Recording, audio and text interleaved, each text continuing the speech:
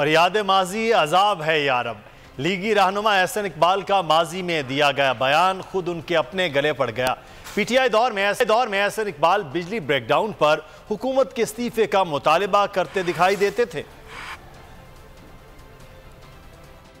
के but down ने एक बार फिर साबित कर दिया है कि ये हुकूमत नालायक है, नाअहल है और इनके पास मुल्क चलाने की कोई सलाहियत नहीं है।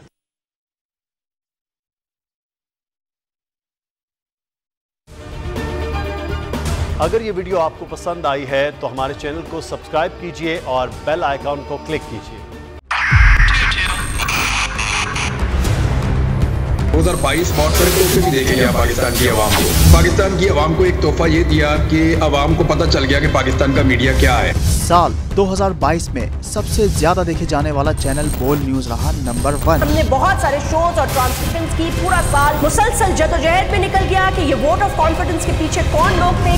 तोड़े रेटिंग के सभी रिकॉर्ड। सोशल मीडिया पर भी सबसे ज्यादा तेजी से 2.4 बिलियन व्यूज का संगे मील अबूर किया।